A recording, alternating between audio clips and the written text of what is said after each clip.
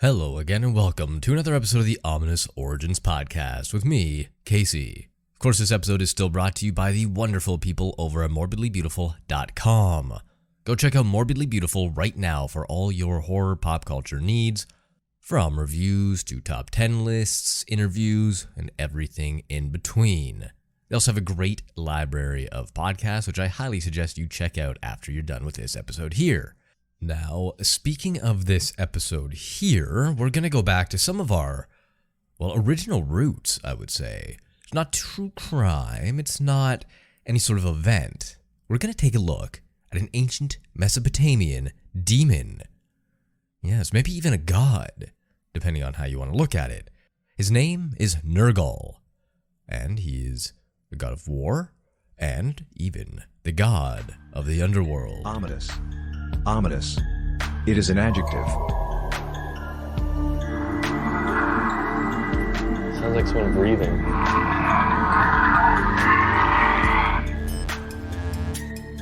Ominous. Nergal is a demon from ancient Mesopotamia who wears quite a few hats.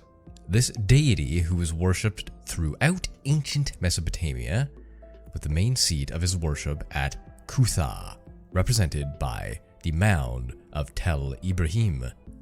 He was also known as Meslamtea Era or Ira.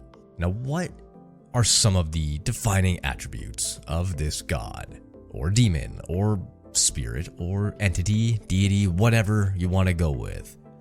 Well, Nergal had a multitude of functions in the religions of ancient Mesopotamia and its neighboring regions. A few number of lists have him as having the highest or one of the highest numbers of epithets out there of all documented deities, with the An-Anum list alone providing around 100. He was especially closely related to war, disease, and the underworld, and according to Franz Wigerman, can be understood as a, quote, god of infected death. However, Nergal's warlike nature also made him a god, defending the realm, whose presence was regarded as necessary for peace. In this role, he was known under the title Lugal Silma, or Lord of Peace. I do want to jump in here just 1 second and go off script and say, yes, I'm butchering names. It's been pointed out to me a lot. I apologize if I say anything wrong, and the wonderfully snide YouTube comments don't really help the matter at all and really don't make me want to fix the issue. But I digress. Let's just continue on with Nergal here. He was invoked in apotropaic rituals, as well as his fearsome reputation was believed to keep houses safe from evil. A few of Nergal's titles point at occasional association with vegetation and agriculture, namely the Lord of the Poplar, which is a type of tree, or Lord of the Date Palm, obviously another type of tree, also known as Lord of the Dates, a type of tree or fruit. I think it's a fruit that grows, I believe, on trees. The symbol most commonly associated with Nergal includes bull, wild oxens, lions, lion-headed maces, and scimitars. Some descriptions on cylinder seals depict him as a flat cap associated with the underworld deities. War standards could serve as a symbolic depiction of Nergal too, and the Assyrians often carry such objects representing him as well into battle. Now, at some point, he changed from a god of war and agriculture to Lord of the Underworld. He just sort of developed over time, evolved, if you will. In the mythology, this occurred when Enlil and Ninlil gave him the underworld. Before the Ur period, Nergal was regarded as a god of the underworld in modern Mesopotamia, while a number of other similar gods associated with snakes fulfilled similar functions in the south, with Ninazu cult center, and Enigi being particularly closely associated with this tradition. These two views gradually merged, leading to the concept of a Nergal as a bit of a couple with another goddess, Ereshkigal. They're sort of the power couple of the underworld. Think of Hades and Persephone, that sort of vibe going on. Growing influence of Nergal in the south in later periods is visible in the changes in the Niazu's genealogy. He started to be viewed as the son of Enlil and Ninlil like Nergal.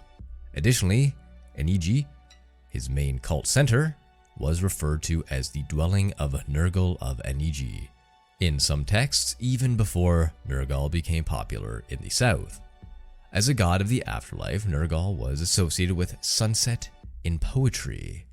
Now, Mesopotamians believed that the sun traveled through the land of the dead at night, and with judgment. Rule over the underworld was initially described as bestowed upon him by his parents, with his function being to decide fates of the dead, the same way as Enlil did for the living. Some believe Nergal also had a role in the stars, or an astral role, if you will. Now, a number of scholars in the early 20th century, for example, E.G.H. Kraling, assumed that Nergal was, in part, a solar deity, sometimes identified with Shamash, only to be representative of a certain phase of the sun, specifically the sun of noontime and of the summer solstice that brings destruction, high summer being the dead season in Mesopotamian annual cycles. Our good friend Franz Wigerman considers Mars to be Nergal's sole astral domain, though he mentions day demons among his entourage. God lists associate him with Semut, an Elamite god viewed as a personification of Mars in Mesopotamia rather than Shamash. Nergal has nonetheless also been called the King of Sunsets in ancient texts, possibly due to the belief that at night the sun travels through the underworld, which is his domain. Nikita Artemov refers to Nergal as a deity with, quote, solar character, but relates it to the sun's journey to the underground like some of the other ones. Christopher Woods discusses Nergal's solar title in relation to rituals compelling ghosts to return to the underworld through the gates to the sunset, and to Shamash, whose role as a judge during his underworld travels. Nergal was conflated with many other similar gods, and his name was sometimes used as an ideographic way to describe names of such deities. Era, originally a distinct figure, had been fully equated with Nergal after the Old Babylonian period, and subsequently his name appears only in the literary and theological contexts, often with the same texts using both names interchangeably. Nergal was consistently described as son of Enlil and Ninlil, as we discussed, but there were multiple conflicting traditions regarding Nergal's wife, the goddess Laz, Mami, and Admu. They were all referred to as his wives at different points in time. Laz and Mami were eventually combined into one. In Grisu, an unusual local tradition presented Ninshubur as Nergal's wife. No other examples of the female form of Ninshubur being the spouse of other deities are known. At an unclear point in time, though, no earlier than the Babylonian period, the view of Nergal and Ershkigal as husband and wife were also developed, likely in order to reconcile the two conflicting views of the netherworld. There are no well-attested traditions about Nergal's children, though a minor god named Subula, known almost exclusively from personal names from the Ur period, is stated to be his son in the god list An-Unum. The same god list mentions a daughter named Dadmustum. What do you say we get into some myths about Nergal here? Well, there's a specific one about Nergal and Ershkigal. Two versions of this myth are known, with the difference between them being the intent of Ershkigal. The plot and the ultimate outcome remain largely the same, however. After Nergal fails to pay respect to Ershkigal during a feast where he acts as a proxy of his mistress, she demands to have him sent to the underworld to answer for it. One known copy states that she planned to kill Nergal, but this detail is absent from the other two copies, presenting the second version of the story. Nergal descends into the underworld, but he is able to avoid many of its dangers thanks to advice given to him by Ea. However, he ignores one of them and has sex with Ershkigal. After 6 days, he decides to leave with Ershkigal asleep.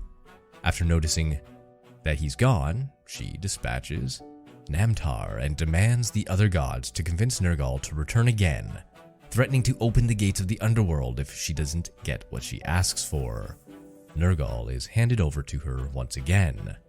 In the Amarna version, where Ershkigal initially planned to kill Nergal, he defeats Namtar and prepares to kill Ershkigal himself.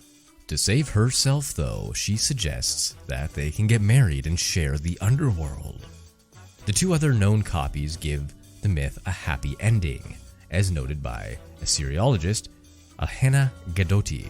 Quote, "The two deities seem to reunite and live happily ever after." End quote. And the myth concludes with the line, quote, "They impetuously entered the bedchamber." That's a book I want to read right there. Oh, God. According to Assyriologists such as Stephanie Daly, the purpose of the narrative was most likely to find a way to reconcile two different views of the underworld. There is another myth out there called the Epic of Era, and Nergal has desires to wage war to counter the state of inertia he has found himself in. His weapon urged him to take action, while his Sukal Ishum attempts to stop him. Nergal dismisses the latter, noting that it is necessary to regain respect in the eyes of humans. His first goal is Babylon. Through trickery, he manages to convince Marduk to leave his temple. However, Marduk soon returns for Nergal to successfully start his campaign. And as a result, in a long speech, he promises to give other gods a reason to remember him. As a result of this declaration, the world seemingly finds itself in a state of cosmic chaos. Ishum once again attempts to convince Nergal to stop, but his pleading doesn't accomplish much.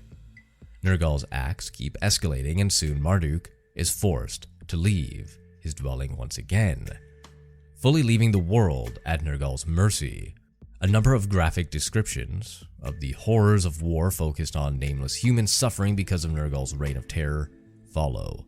This is still not enough, and Nergal declares his next goal is to destroy the remaining voices of moderation, and in the cosmic order as a whole.